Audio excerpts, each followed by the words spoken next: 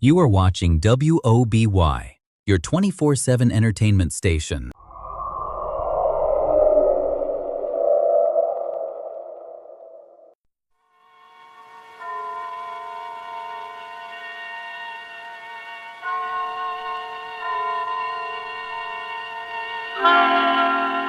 Suspense.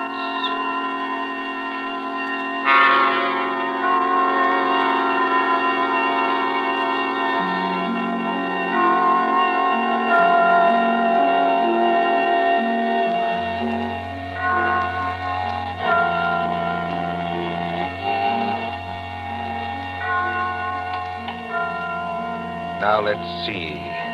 Suspect, suspectant, suspend. Ah, here we are.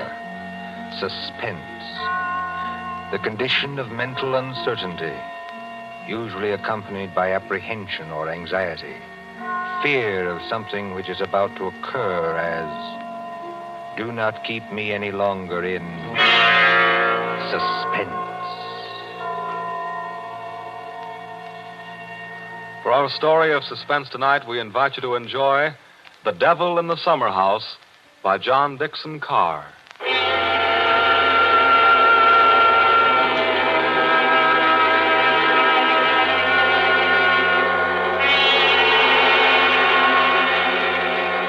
Somewhere along the Hudson, perhaps not far from Tarrytown, there is a modest house in its own grounds. Behind it, in the spacious garden, stands a summer house of evil memory.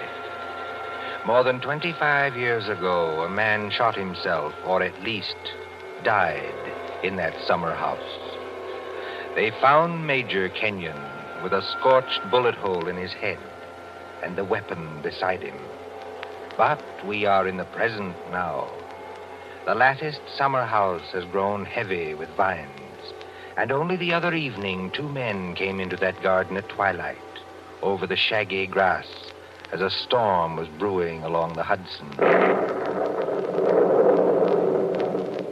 2 men, the lawyer from New York. Who's there? And Captain Burke of the homicide squad. Easy, my friend, easy. I was just going to ask you the same thing. My name is Parker. I'm an attorney. You're not Captain Burke. Yeah, the very same and no other. I thought I recognized you, Mr. Parker. Must be something important to bring you so far from New York at this time of night. I was in Tarrytown anyway. I thought there'd be a housekeeper here, but I don't see any lights. You've got business here? Yes, in a way. Have you? I don't know. I'll tell you better after you tell me what brought you to a place that no one has lived in for 10 years. Tell me, Captain. Did you ever get an anonymous letter from a dead man? Did you? No, I can't say I did. The letter's anonymous. How do you know the man's dead? Because they're all dead. Every last one of them. Dead and under the ground, where they can't be hurt any longer. Look. There's the summer house where Jerry Kenyon used to work. There are the windows of the library and the dining room. Looking toward it. Confound this lightning. Makes the windows blaze, don't it? Jerry Kenyon hadn't a care in the world. Yet he shot himself. I'll show you the letter. Now, look, Mr. Parker, I couldn't read anything in this light. But if we can get inside the house Certainly we can get into the house. I was the family attorney. I've got the keys. Why should a dead person send me a letter?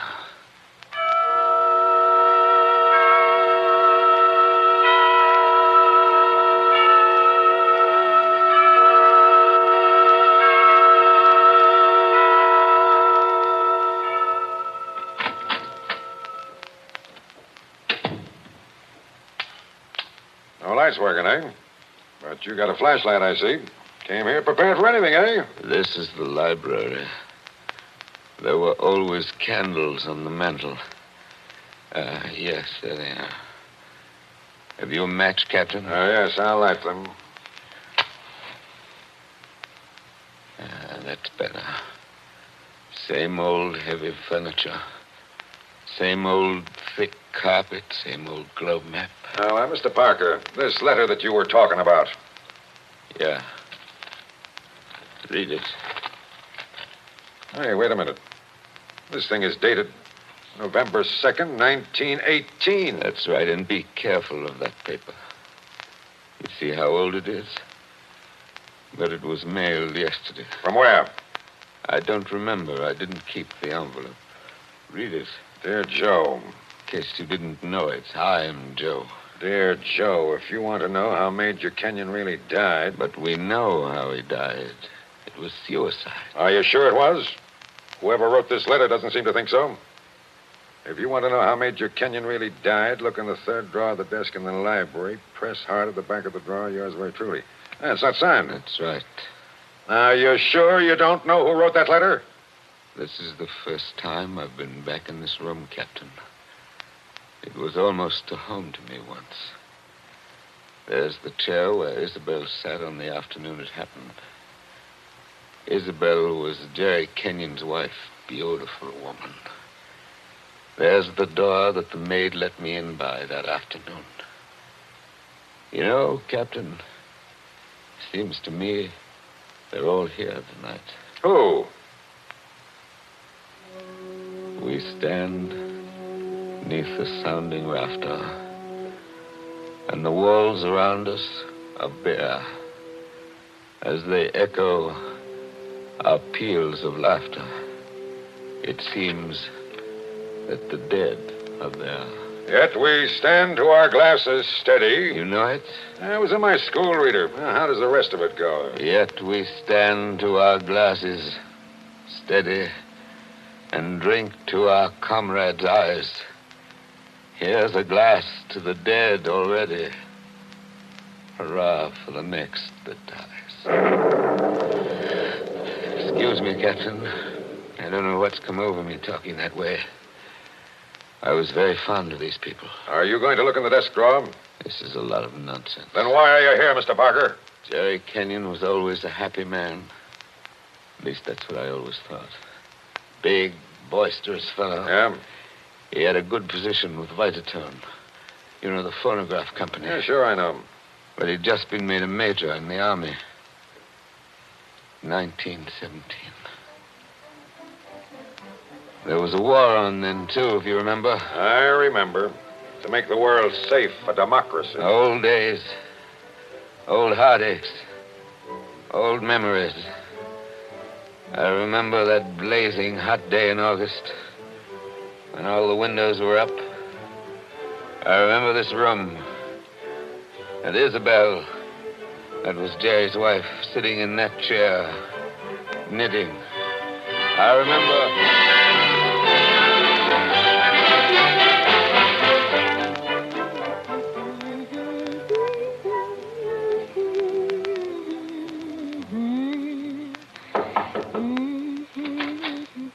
Oh, yes, Kitty. What is it? There's a man to see you, Miss Kenyon. He says his name's Parker. Yes, I'm expecting him. Show him in, please. All right, ma'am. Shall I take your knitting in your knitting bag? Why should you take my knitting? I don't know, Miss Kenyon. I just wondered. You can come in now. Thank you. Hello, Joe. Hello, Isabel. You sent for me? Joe, I must apologize for Kitty. Servants are getting to be a problem nowadays. She looks pretty enough to get along. Oh, Kitty's got large ideas. She wants to go on the stage, if you please, and do imitations, like Miss Draper. If she only knew how hard it was acting all your life. Isabel, you've been crying. I have not. At least, Is that why you sent for me? I've missed you. You haven't been here in over a week, Joe. I had an idea Jerry was getting a little tired of having me around this house. Oh, no, Joe. Why, Jerry... Yes, what about Jerry? I wish I knew, Joe. That's why I wanted you here. Where is he, by the way? I want to say goodbye to him before he leaves. He's probably out in the summer house where he works with all those papers. He's got a lot of work to catch up with. He's going overseas tomorrow. Yes, I know. He's out there. He's been out there all day. His last day here, and I've been alone. That sounded like a shot. Yes, it was a shot, Joe, In the house. dear. Doesn't seem to worry you. It's only Paul, Jerry's brother, Paul. Oh, thought you'd gotten him off your hands for good. Jerry asked him out. He got here 2 nights ago. That doesn't make it any easier for you, does it? No, I don't mind. Jerry's fixed him up with a pistol range in the cellar. Paul's a terribly bad shot. Not like the rest of us. You don't seem to like it, Joe. Shall I have Kitty go down and tell him to stop? No. It's bearable. As long as he keeps away. Poor Joe. But, about Jerry. Who is it this time?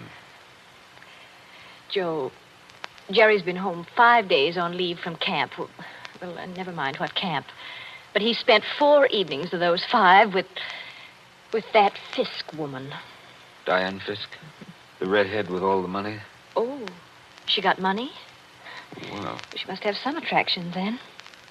Please understand me, Joe. It's not that I'm jealous any longer. It's just No, that of course not. Jerry goes his way and I go mine. I may not be without admirers myself, if it comes to that. You've no idea how true that is, Isabel. No, I was thinking about Jerry. He may not always be lucky.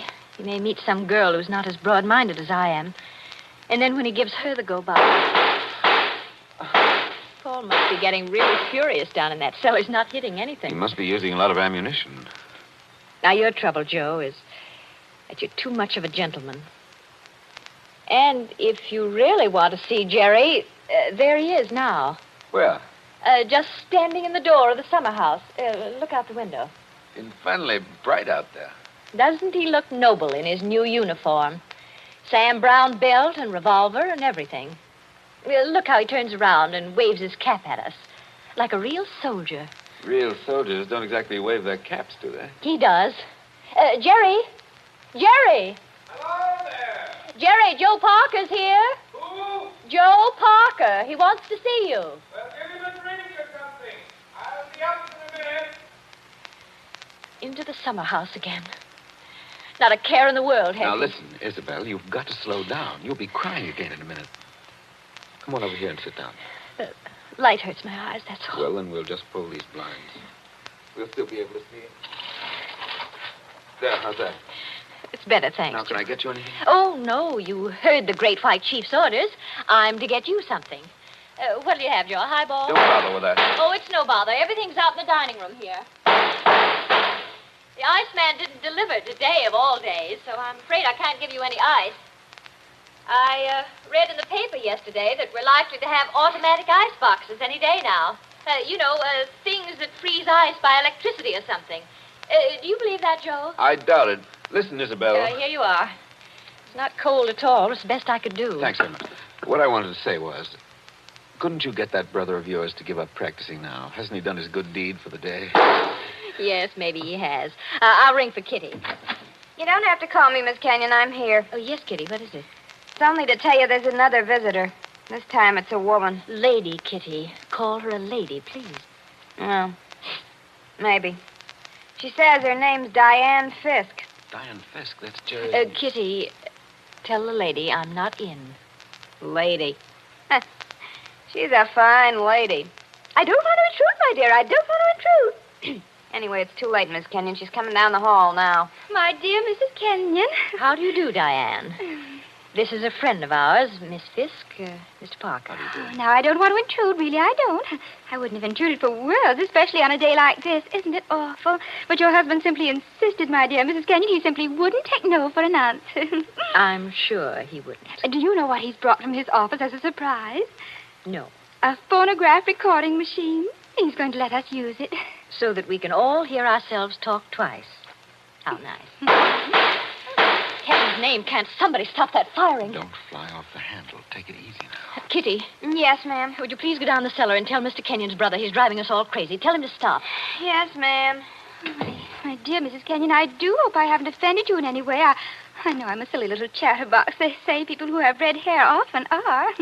Because at your age, you must find the heat very trying. Don't you think we'd all better sit down? I was very much interested in what Miss Fisk said about a phonograph recording machine. Mrs. Kenyon was just talking about a machine to make ice. Yes. Isn't science wonderful? But I do think it was mean of Major Kenyon to invite me out here and then go and fall asleep in the summer house. Did you say fall asleep? Yes, of course. How did you know? Well, I came up the back way and I saw him in the summer house with his head forward on the table. taking a nice little snooze. That's very queer. Of course, you couldn't see much except in the bright light of the door, but I think I saw him there. I didn't disturb him, naturally. But I think I'd better disturb him. Oh, now, please don't trouble on my account. The fact is, my dear, I don't altogether trust myself in this room. A woman of my age has to conserve her strength, you know.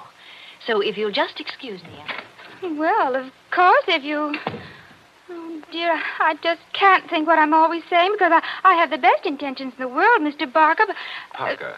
Oh, yes, Parker, but I do somehow manage to offend people being so dependent and everything. Except the men, of course. I couldn't offend you, Mr. Parker. Now, could I? Madam, I'm not sure. Well, of course, the person I really came to see was Paul, Mr. Kenyon's brother. He's a little young, of course, but he's joining up next month, and I think we should all do our bit, don't you? He has such a pleasant personality. I think he likes me. Why, if he walked in at that door this minute... Now, how am I ever going to get any place? Someone's always interrupting my revolver practice just when I'm getting to the point where I can... Oh, Why, Paul, good Lord, are you here again? you're a very untidy object, Paul. Well, it's pretty untidy in this cellar. And dirty. I've got cockroaches on me, so keep away. Did you have a good day shooting? Swell. One of the best. Hit the target? On the only shot that mattered, I hit the target dead center. That sounded like Isabel. I think it was Isabel. Why have you got those blinds down? Get them up. What is it? What's wrong with you? What are you looking at through that window?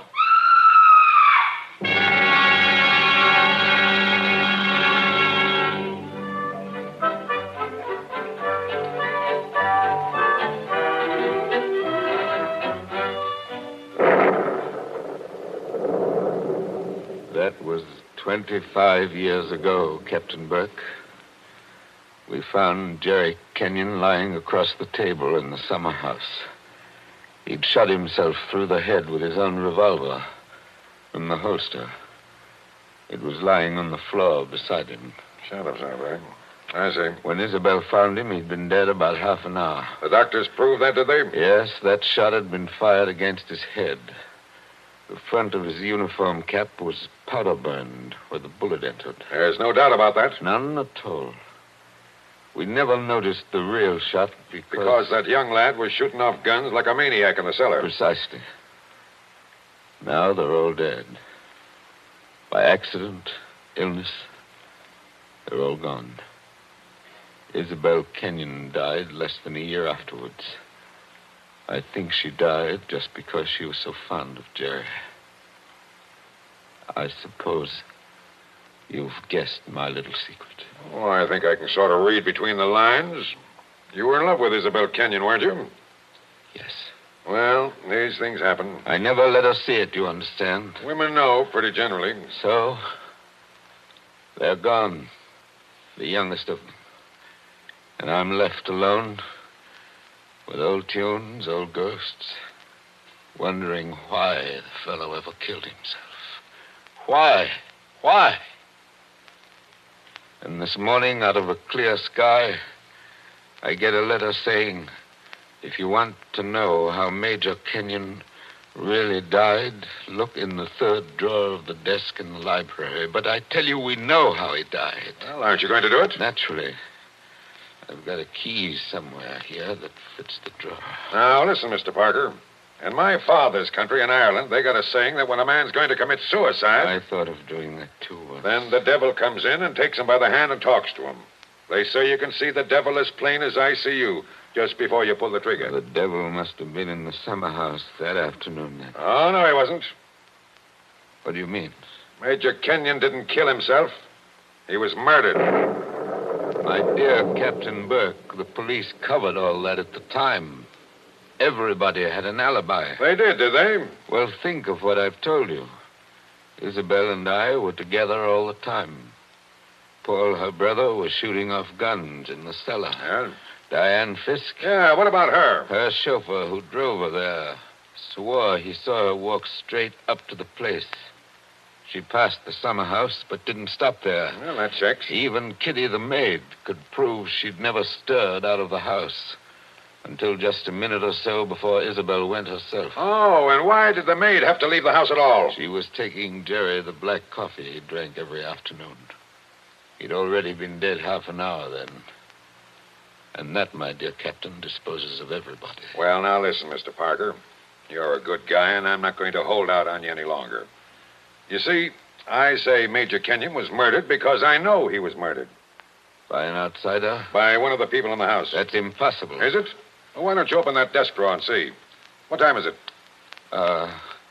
It's 7:45. 7:45, and I haven't got much time. For what? Holy St. Patrick, will you open that drawer? If it's waited 25 years, my friend, it can wait a minute more. I've got the keys somewhere in this bunch of keys. Everything the same. Paul never altered what he inherited. Same old desk, same old phonograph. Same old...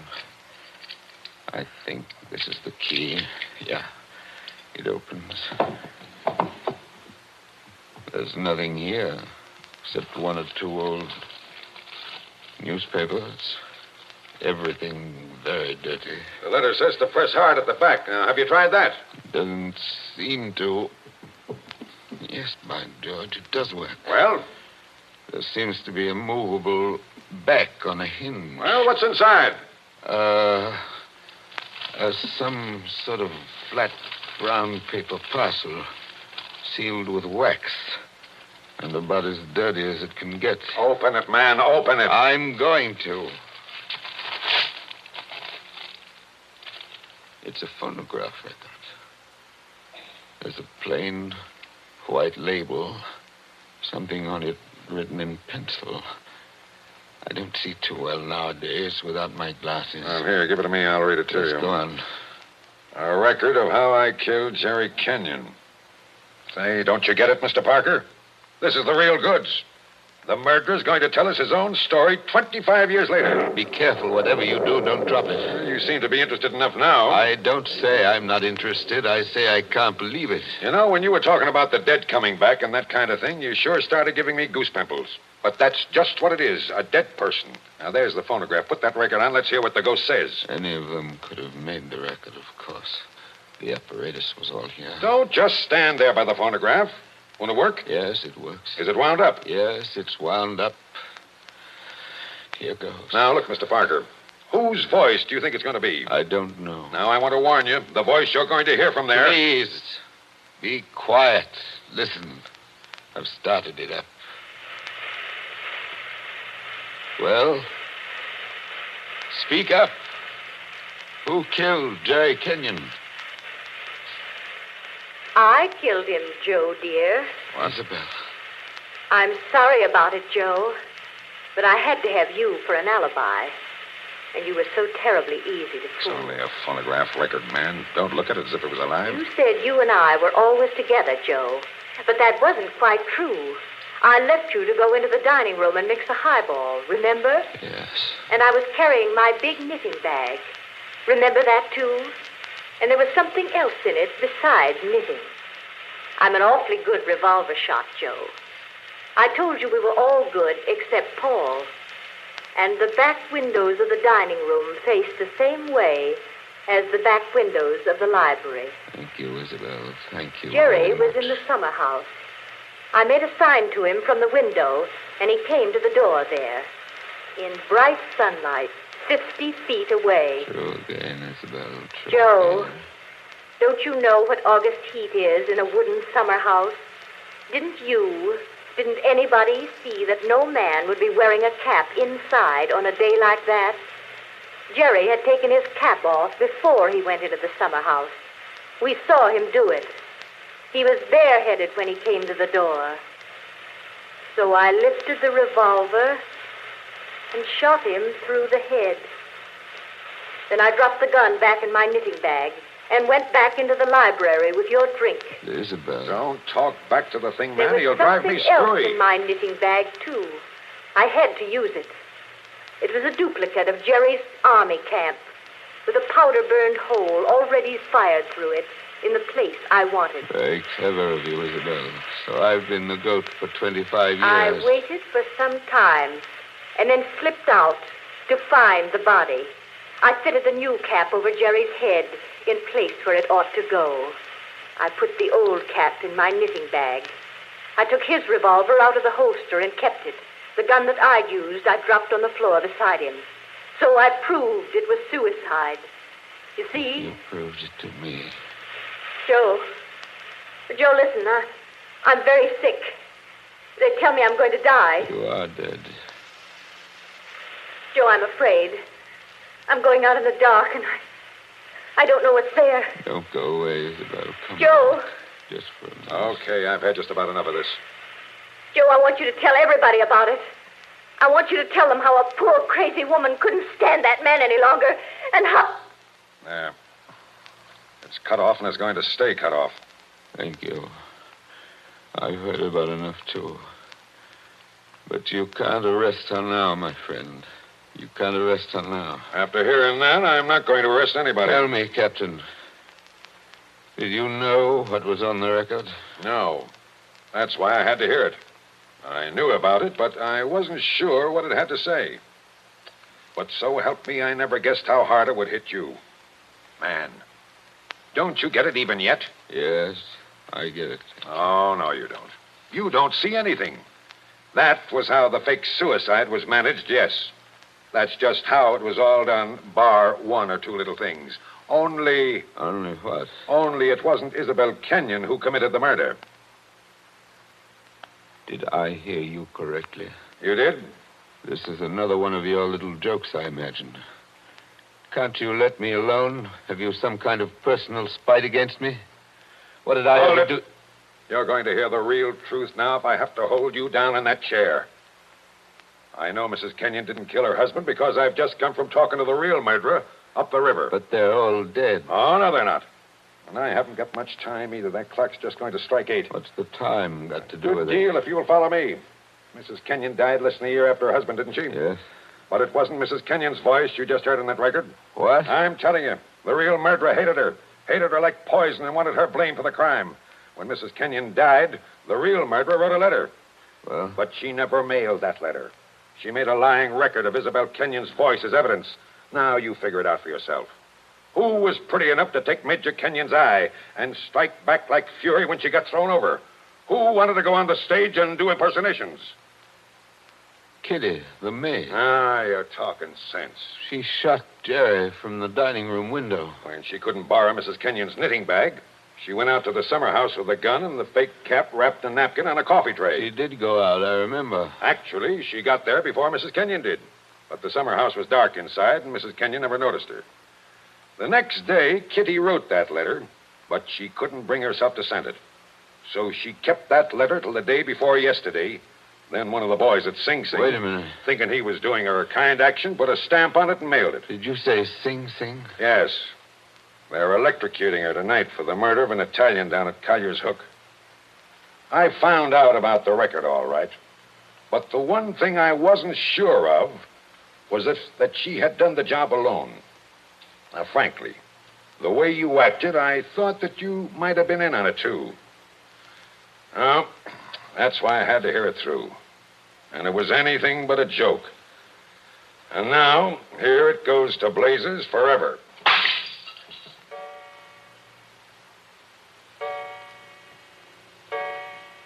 Eight o'clock. Now she's dead.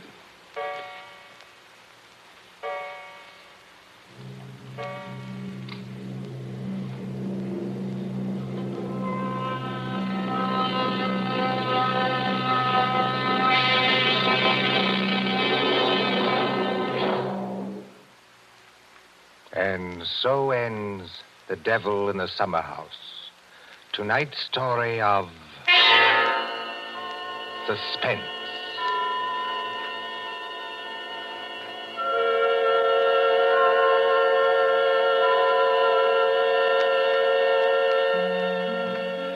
The part of Mr. Parker was played by Martin Gable.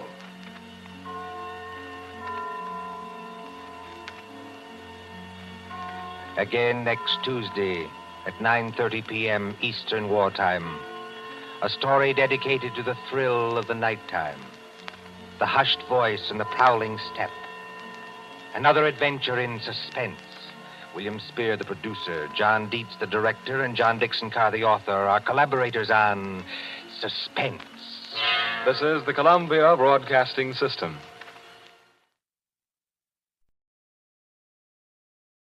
Thank you for watching WOBY. Please take a moment to subscribe and explore our channel for more shows, music, and movies. There is always something new to discover on WOBY.